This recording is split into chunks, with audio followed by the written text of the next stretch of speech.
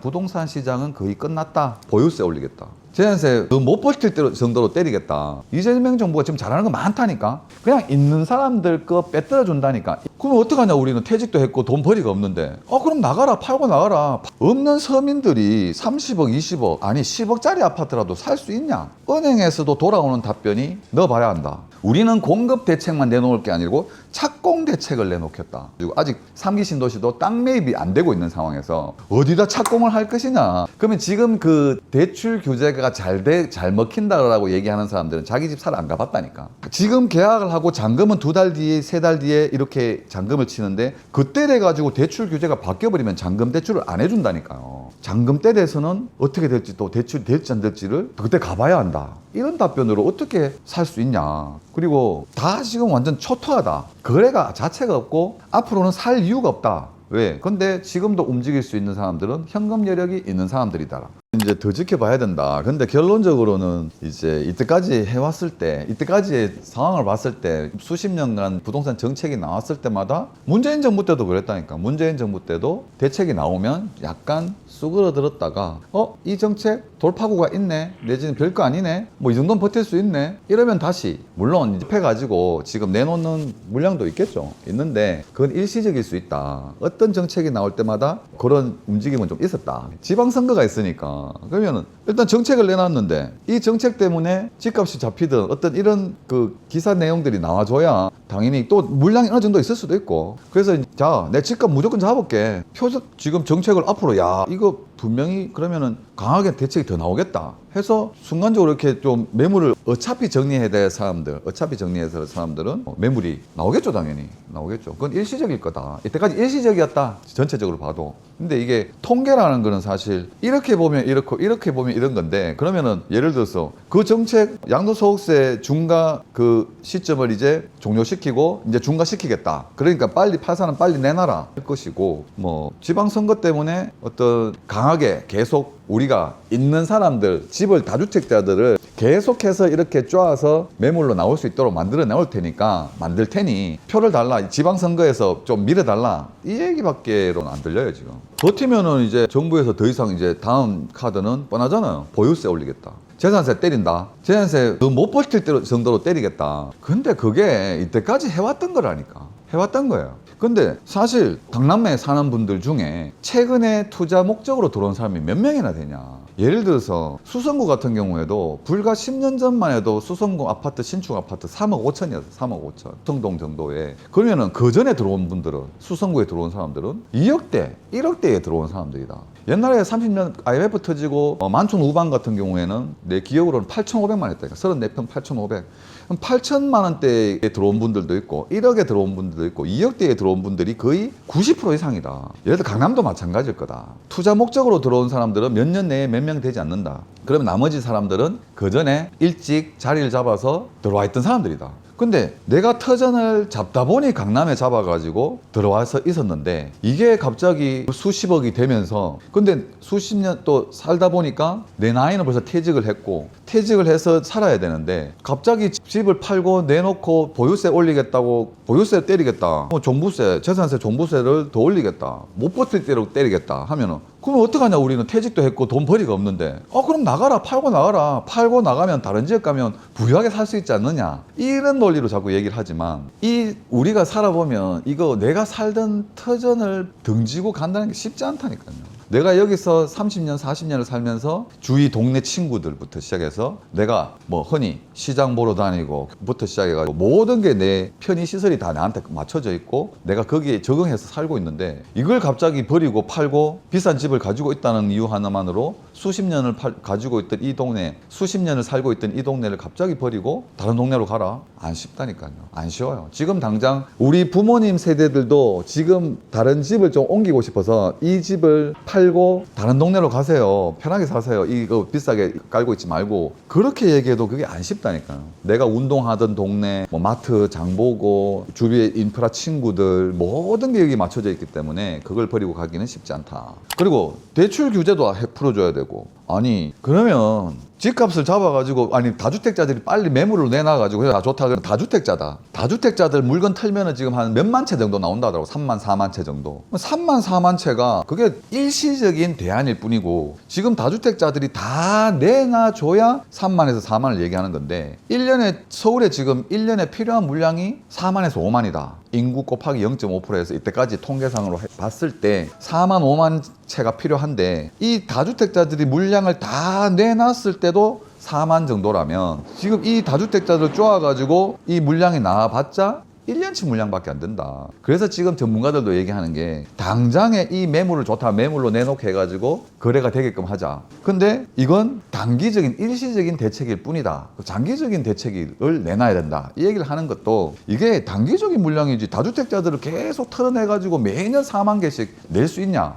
그래서 이제 못 내놓는다. 그러면 이건 일시적인 대책일 뿐이다. 그러면 장기적인 관점에서 대책을 해야 되는데 지금 얼마 전에도 그 얘기 나왔지만 어떤 상점 하나를 보호하기 위해서 전체 동네의 재개발을 막는 게 지금 정부다. 왜? 쫓아내고 원주민을 쫓아내는 것 자체를 못하게 하는 정부에서 이 재개발, 재건축을 빨리 서둘러서 아파트 공급을 하겠다. 이거 자체가 모순이다. 두 번째는 또 그러면 내놓게 했으면 아니 강남 집값 30억짜리를 급매로 해가지고 매물로 나온들 그럼 이 집은 누구를 위한 매물이냐? 없는 서민들이 30억, 20억, 아니 10억짜리 아파트라도 살 수 있냐? 없다. 그러면은 현금 가진 대출이 이렇게 막혀 있는 상황에서 현금 있는 사람들한테 틀릴 수밖에 없는 그런 구조다. 그러면 서민들한테 대출을 풀어줘야 되는데 사게끔 해줘야지.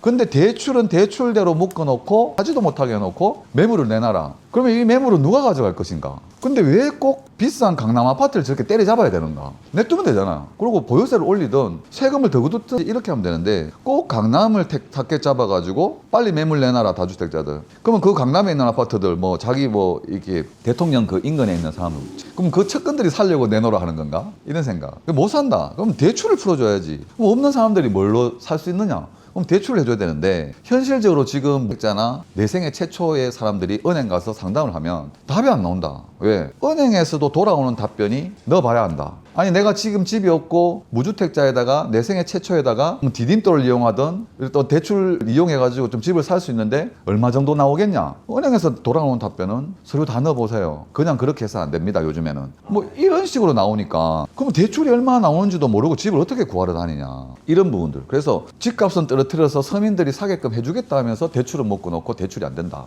이거 자체가 모순이 있는 거 아니에요? 이거는 말장난인데 분양을 하겠다는 거하고 착공 대책하고 착공 물량하고 뭐가 틀린죠? 분양을 하겠다는 거하고 자기네들은 이번 정부에서 계속 내세우는 건 착공 대책을 세우겠다. 그게 의문이고 분양을 앞으로 이렇게 해서 제3도시, 4도시를 신도시를 만들어 가지고 내지는 재개발, 재건축을 패스트 트랙을 통해서 서류를 빨리빨리 통과시키줌으로 해가지고 그 분양 물량을 공급 물량을 많이 내겠다. 이런 얘기와 우리는 공급 대책만 내놓을 게 아니고 착공 대책을 내놓겠다. 그럼 어떻게 착공할 건데? 똑같은 얘기지 않느냐. 말장난 아니에요? 말장난이지. 공급 물량 우리가 앞으로 정부에서 이렇게 해서 공급을 하겠다는 얘기하고 공급 대책이 나와야 착공을 할 수 있는 거지. 그러면은 아무것도 안 하고 그냥 바로 착공 들어갈 수 있냐. 착공 대책으로 계속 얘기하니까 이게 지금 근데 그 방금 질문에서도 다른 정부에서는 분양 대책만 세웠지만 이번 정부는 착공 대책을 세웠지 않느냐. 어디다가 착공을 한다는 얘긴지 문재인 정부 때 내세웠던 제3 신도시부터 시작해가지고 아직 3기 신도시도 땅 매입이 안 되고 있는 상황에서 어디다 착공을 할 것이냐. 그러면 패스트트랙 공무원들한테 빨리빨리 통과시켜줄게. 서류 빨리 간소화시켜서 빨리빨리 통과시켜줘라. 뭔가 대책이 허가라든지 모든 아파트를 착공하겠다는 허가를 받겠다는 조합에서든 어디든 민정에서든 구청에 서류가 들어와야지 패스트트랙을 해줄 건데 서류 자체가 안 들어온다. 땅 매입 자체가 안 되는데 어떻게 서류가 들어오냐. 서류가 들어오면 빨리 진행시켜주겠다. 서류상으로 빨리 진행시켜주겠다는 게 패스트트랙이잖아요. 서류상 빨리 시켜주겠지. 근데 땅이 매입이 돼가지고 들어와야지 공무원들이 그렇게 공공기관에서 그렇게 해줄 거 아니에요. 땅이 없다. 매입이 없다. 근데 지금 정부에서는 원주민들을 쫓아내는 재개발은 하지 마라. 예를 들어서 30년, 40년 노포들이 있는 장사하는 곳에서는 이 노포들을 살려야 되지 왜 재개발을 하냐. 이런 정책. 그리고 서민들을 쫓아내면서까지는 있는 사람 배불리는 재개발, 재건축은 하지 마라. 이런 얘기를 하면서 그러면 3기 신도시도 땅도 매입 안 된 상태에서 몇 년 동안 지금도 땅도 없어요. 근데 어디다 착공을 할 거냐? 그리고 서민들을 쫓아내는 있는 사람 배불리는 재개발 재건축은 안 하겠다 하면서 그러면 땅이 있어야 착공을 할 거 아니냐. 착공을. 그 다음에 아니 대출 규제부터 묶은 게 지난 정부하고 차이점이 대출 정부부터 묶는 게 잘한 거다. 그러면 좀 전에 똑같은 얘기잖아. 대출 묶어놓고 어떻게 그러면 서민들을 집을 어떻게 사냐. 그러면 지금 그 대출 규제가 잘 먹힌다라고 얘기하는 사람들은 자기 집 사러 안 가봤다니까. 지금 자기 집 살라고 은행에 가서 금융기관 가가지고 상담을 해보라니까. 환장한다니까. 환장해요. 왜냐하면 아니 은행에서 이 아파트를 사면 몇 프로 정도는 대출을 해줄 수 있습니다 라고 얘기를 해줘야 그걸 기반으로 그럼 나한테 맞는 대출에 맞춰가지고 내 돈 보태가지고 맞는 아파트를 보러 다니면서 찾을 텐데 당신 대출이 얼마 되는지를 안 가르쳐주니까. 안 가르쳐준다니까. 나는 무주택이고요, 내 생애 최초 아파트 살려고 하는데 대출이 얼마 나올까요? 이렇게 질문을 하면 금융기관에서 지금 열이면 열, 100이면 100, DSR이라는 게 있기 때문에 지금 몇 프로 됩니다라고 얘기를 드릴 수 없고, 당신 뭐 재직증명서, 국세, 지방세 완납증명서, 그리고 이제 연소득 모든 서류를 갖고 와라. 그 다음에 무슨 아파트를 살 건지 가져오면은 거기서 맞추겠다. 근데 그렇게 얘기해도 의미가 없는 게 지금 정책이 계속 바뀌니까 지금 계약을 하고 잔금은 2달 뒤에 3달 뒤에 이렇게 잔금을 치는데 그때 돼가지고 대출 규제가 바뀌어버리면 잔금 대출을 안 해준다니까요. 그래서 지금 뭐 집값을 때려잡아가지고 낮추었는데 지금도 미분양 물건들 있어요. 있는데 사고 싶은데 대출이 명확하게 은행 금융기관에서 대출을 명확하게 얘기를 안 해주니까 그게 문제다. 그래서 최근에도 제가 고객분들 의뢰를 받아가지고 금융기관을 갔더니 똑같은 답변인 거예요. 본인이 직접 와라. 서류 다 떼고 와서, 그리고 와서 상담을 해야 되고, 그 다음에 상담을 해도 잔금 때 돼서는 어떻게 될지, 또 대출이 될지 안 될지를 그때 가봐야 한다. 이런 답변으로 어떻게 살 수 있냐. 그래서 덜렁 계약만 쳐놓고 잔금 대출이 안 돼가지고 물량 내온 것들 많이 있다니까요. 미분양 나 있는 것들도 지금 회사 보유분이라고 다시 재판매하는 것들도 가보면 이분들이 대출이 안 돼가지고 지금 다시 나와 있는 경우가 많다. 그래서 가격을 낮춰주는 건 좋은데 사게끔을 해줘야 되지 않느냐, 대출을. 근데 금융기관에서 그렇게 지금 하질 않아요, 대출 규제. 그리고 지금 그냥 가만 냅둬도 옛날 같은 분위기가 아니에요. 지금은 어느 동네든지 초양극화다. 찾는 아파트만 찾고 안 사는 아파트는 아직 안 산다. 근데 이게 앞으로도 인구 소멸에다가 자꾸 인구 소멸 얘기를 하니까 사람들이 이제는 뭐 쓸모없는 아파트는, 가격이 오르지 않는 부동산은 관심이 없어요. 사람들이 없어요. 그 다음에 그냥 이 부분을 얘기하면, 그러니까 오르는 것만, 앞으로도 계속 오르는 것만 오를 것이다. 이때까지 우리 부동산 시장을 얘기하면 조정받고 오른 상태에서 다시 조정을 받고 다시 오르고 이런 우상향의 얘기를 했다면, 이제는 우상향되는 동네는 따로 있다. 우상향하는 동네와 우상향하지 않고 그냥 쭉 오르지 않는 동네가 있을 것이다. 앞으로는 이렇게 간다. 근데 왜 폭등을, 옛날에도 폭등을 하니까 전 지역이 다 폭등을 했다. 이런 시절은 없지 않나. 그리고 벌써 보여지는 게 아파트만 시장만 지금 이렇게 되다 보니까 부동산 시장이, 아파트 시장을 겨냥해서 계속 정부에서 부동산 대책 세우고 잡아야 된다 얘기를 하지만, 벌써 상가 지역이나 수익형 상가들이든 땅이든 외곽지 땅이든 전원주택지든 아파트를 제외한 나머지 부동산들은 다 지금 완전 초토화다. 거래가 자체가 없고 앞으로는 살 이유가 없다. 왜? 제가 지금 계속 얘기하고 싶은 건 뭐냐면, 부동산 시장은 거의 끝났다. 예전처럼 사놓으면 오르고 어떤 자산보다도 안전했다. 이건 옛날 말이 이제 되어가고 있고, 이제 경제 구조가 바뀌었다. 창업이 없다. 사무실을 얻는 사람도 없다. 왜? 모든 경제가 이제는 온라인 시장으로 다 들어갔기 때문에, 다 빨려 들어가기 때문에, 지금 예를 들어 흔히 얘기하는 우리가 매장이라든지 최요지에 곳곳에 있던 휴대폰 매장부터 시작해가지고 이런 매장들이 이제는 그 휴대폰도 이제는 오프라인에서 안 사고 온라인으로 사는 시대고, 패션부터 시작해도 모든 쇼핑몰부터 해가지고 다 온라인 시대다. 그래서 최근에 이제 우리가 현장을 보면은 없어요. 그러니까 창업이 없다. 사무실 구하는 사람이 없다. 사무실 구해서 할 게 없다. 그러면은 세가 안 나간다. 세가 안 나가면 수익형 부동산의 대표적인 상가인데, 상가가 세가 안 나가면 뭘로 채울 수 있을 것인가. 예전에는 그랬어요. 예전에도 이렇게 공실률이 높을 때 지금은 경기가 안 좋아서 좀 있으면 괜찮아질 거야. 그랬더니 진짜 또 우상향하는 시절이 왔고 다시 사무실을 찾는 사람들이 있고 창업을 하고 사무실 채워지고 이랬는데, 지금 이제 공실 빈 상가들은 예전과 같지 않다. 이제는 안 채워질 거다. 그러면 그래서 지금 상가 시장은 예를 들어서 지금 대구만 보더라도 외곽지에 있거나 뒷골목에 있거나 경산에 있거나 예전에는 와 저 사람 상가도 5채 들고 있고 되게 부자야 이런 얘기를 했지만 이제는 그 5채가 전부 애물단지다. 팔리지도 않고 세도 안 나가고 세금만 내야 되는 그런 애물단지들의 상가들이 너무 많다. 최요지에 있는 상가들을 제외하고는 지금 당장 다 솔직히 팔아야 된다. 헐값이라도 내놔야 되지 앞으로는 헐값도 못 받는다. 그래서 그것도 마찬가지로 이제는 우상향 사놓으면 오르던 부동산 시장은 없다고 보고, 그런데 아파트 시장은 어쨌거나 우리가 필수로 있어야 되는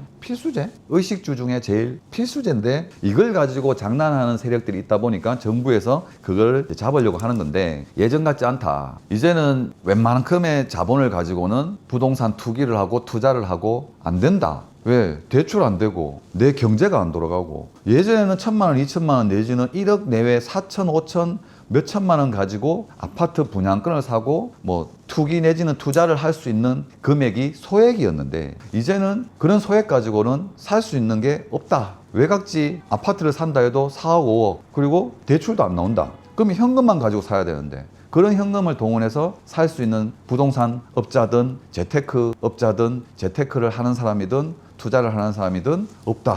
옛날 같지 않다. 그러면은 지금은 이렇든 저렇든 어떤 시장에서든 아파트를 투자 세력, 투기 세력 그렇게 쉽지 않다. 근데 지금도 움직일 수 있는 사람들은 현금 여력이 있는 사람들이다. 그러면 그 현금 여력이 있어서 움직이는 사람들을 잡기 위해 가지고 기존에 내 동네에 살던 사람들을 내몰아내면서 당신들은 부자 아니냐. 이거 팔고 다른 지역 가면 떵떵거리고 부자로 살 수 있다. 그러니 이 집 내놔. 그럼 이 집을 내놨을 때 이 집을 받아주는 사람은 서민들이 그 집을 받아줄 수 있어요. 10억, 20억, 30억짜리 아파트들을. 그래서 그거는 현금 가진 사람들의 또 독점 시장이 되고 있다. 지금도. 맞잖아. PD님도 아파트 강남 집값 떨어졌대. 40억 하던 게 35억 됐어. 뛰갔어. 그걸 살 수 있냐. 말도 안 되는 얘기를 자꾸 하니까 답답한 거죠. 그래서 옛날같이 뭐 폭등은 없다. 그리고 폭등은 있을 수 있겠지만 현금 부자들만의 동네에서 폭등이 있는 것이지 일반 서민들의 동네에서 폭등은 있을 수 없다. 그리고 대출 규제가 이렇게 묶어놓은 상태에서는 더더욱이 서민들이 설 자리가 없다. 근데 지금 왜 이재명 정부가 잘하는 거 있어? 잘해요. 이재명 정부가 지금 잘하는 거 많다니까. 많은데 이 부동산 정책에 있어서만큼은 사람들이 박수를 쳐주는 것 중에 하나가 내가 내 집을 사기 위해서 대출 상담을 한 번이라도 해본 사람들은 느낀다. 근데 그냥 무작정 그거를 안 해보고 박수를 치는 사람들은 뭐냐? 그냥 있는 사람들 거 빼들어 준다니까. 있는 사람들 거 골탕 있는 사람들한테 세금 때린다 하니까 빼들어 준다 하니까 솔직히 박수를 치는 것 같고, 그 다음에 이번